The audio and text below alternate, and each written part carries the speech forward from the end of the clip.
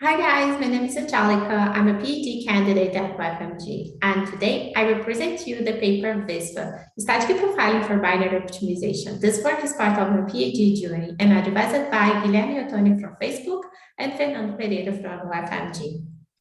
The main goal of this project is to optimize binaries, taking advantage of static profilers inferred by a machine learning model. We were inspired by Calder's work in 1997, which used the declassification model to statically predict branch directions in programs. However, we approached this problem from a different angle, modeling it as a regression task instead. That is the reason we decided to call this modification as VESPA, short for Vintage ESP Amended, since Calder's approach is called ESP. First, I will go over a few basic concepts which are important in this context. Thus, what is software-based branch prediction? Well, it is a technique that predicts the behavior of branches based solely on program code analysis. This analysis could be done dynamically, involving execution of the program, or statically by only looking at the source code. In this presentation, we will be dealing with a static branch prediction technique. Another important thing to keep in mind is the difference between branch prediction, probability, and frequency. A branch prediction is a yes or no answer for the direction of the branch at a given moment. For instance, looking at the snippet of code, a branch prediction algorithm might say that branch B1 to B2 will be taken. A branch probability is an estimate of how likely a branch is to be taken, and in this case, an estimate might predict that B1 to B2 has an 81% probability of being taken, while B1 to B3 has 19%. Finally, a branch frequency measures how often a given branch is taken, and in this example, let's say that basic block B1 executes 80 times, in 65 of which each branch should be 2, and the other 50 times each branch should be 3. But you must be wondering, why use static over dynamic profiles? Well, there are scenarios in which the acquisition of profile information from representative input is difficult, mainly because of hardware and OS restrictions, for instance. Plus, sometimes it can be impossible to gather this information. For instance, in end-user mobile apps, where we need the user to agree to allow us to collect the data. And this work, we implemented a static profiling inference technique on top of both binary optimizer.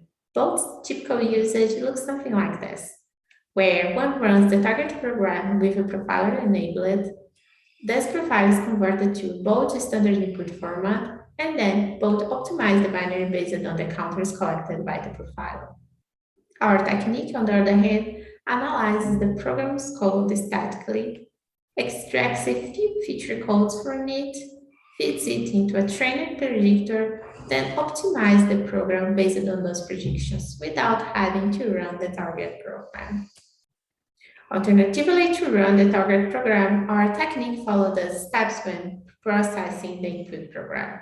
After the program is disassembled, we extract 56 features for each of its branches. We perform some preprocessing to curate those features and compute some additional meta features. But keep in mind that we reduce the dimensionality of the feature space by first taking advantage of the feature ranking from the decision tree, and then we use a recursive feature elimination and then we eventually settle on a subset of 26 features. We then use the program to either train the deep neural network if we are in the training phase, or have the neural network to perform predictions for its branches to optimize it. But how do we collect these features? Well, we implemented a pass in both optimization pipeline. This pass runs once the binary has been disassembled and its CFG has been constructed.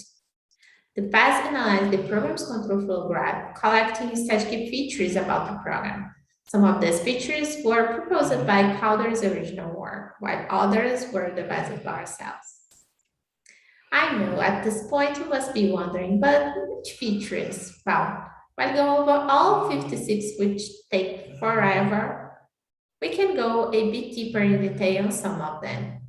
So let's see how these features look like. There are a few features which are highly significant, such as a slope header feature. which determines whether the branch is the header of a loop in the program. That would be true for this branch, but false for this one.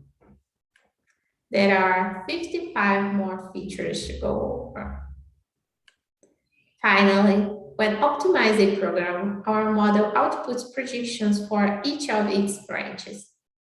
But how exactly do this look like? Well, as mentioned earlier, the model outputs an estimate for the probability of each branch to be taken.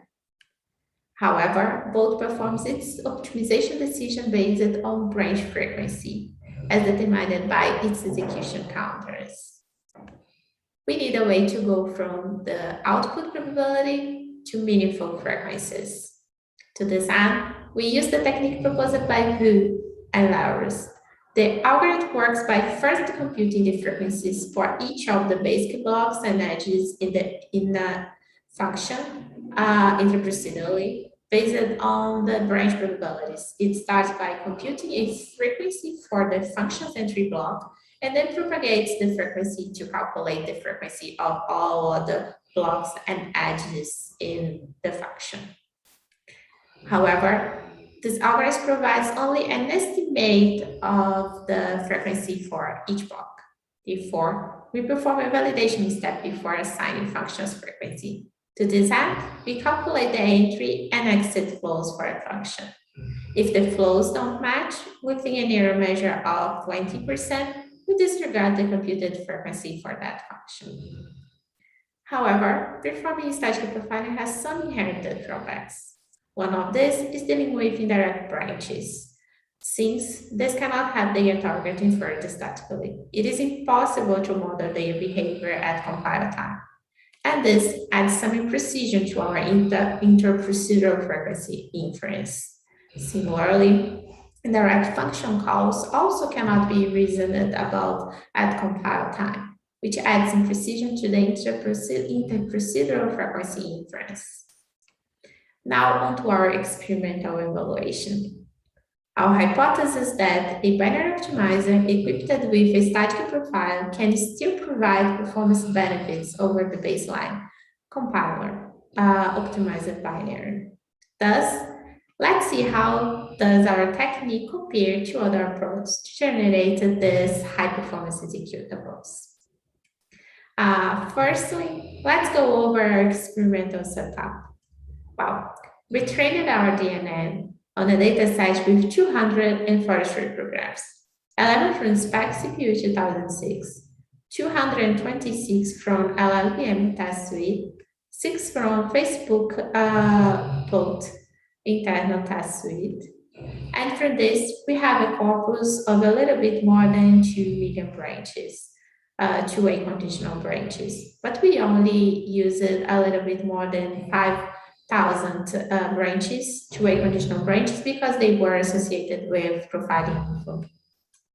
And all the binaries used in training and as a baseline were compiled using clang 12 with -03.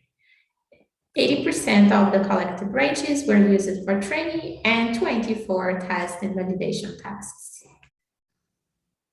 For this presentation, we will go over the results for 2 research questions of the paper, the research question 2 and 3.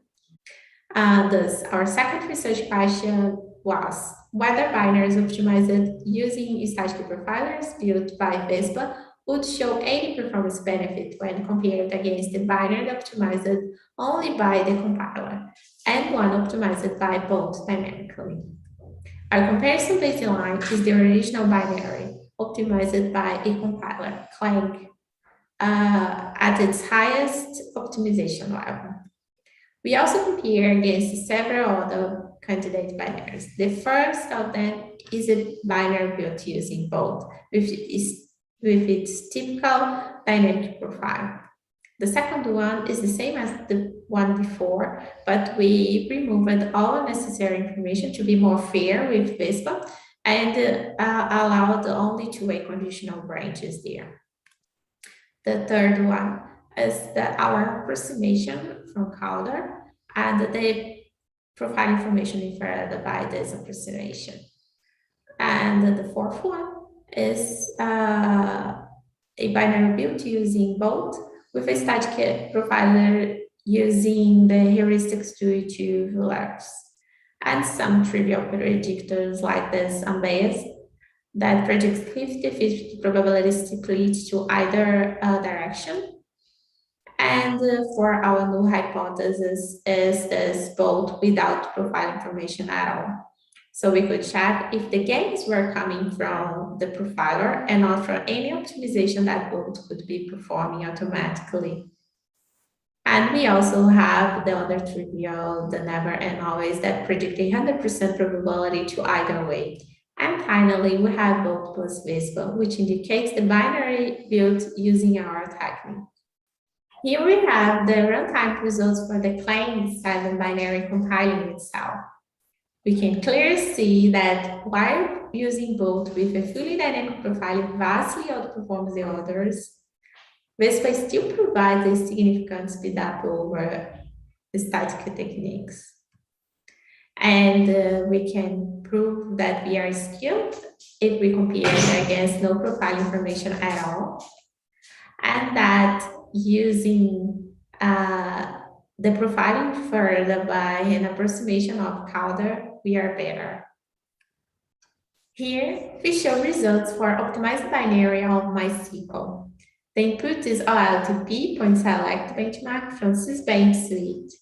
The same behavior occurs here, where both using a fully dynamic profile is far better than the other binaries, but with VESPA, is still providing relevant speedups over the other binary alternatives.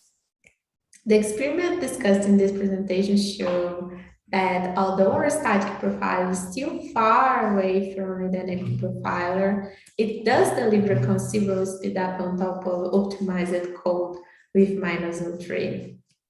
And that we are better than our approximation of Calder using the Calder's features in the same infrastructure of VESPA. And we are skilled if we compared with both without profile information at all. And in our third research question, we were willing to confirm that our profiler were indeed guiding both to increase locality in the instruction cache. And we also wanted to provide further indication that our gains are due to actual change in both basic block placement algorithm. Because of time, we'll show only the first part of this research question. But I advance you that we saw a really strong correlation between performance improvements and iCache locality. You can see this in our paper. You can see a similar trend here that we saw in the performance evaluation chart. We are far from the dynamic results, but we still have good improvements. We also are better than Calder's approach. And we also make some improvements on top of automatic optimizations that both may be doing when do not use profile information at all. As you could see, the experiment discussed in this presentation showed that although our static profiler is still far away from a dynamic profiler, it does deliver considerable performance and iCache locality improvements on top of optimized code with -3. For a deeper comprehension of our work, please read our paper. If you have any questions or comments, you can contact me in the email below. Thanks for watching and stay tuned for the new fruits of this work. Bye-bye.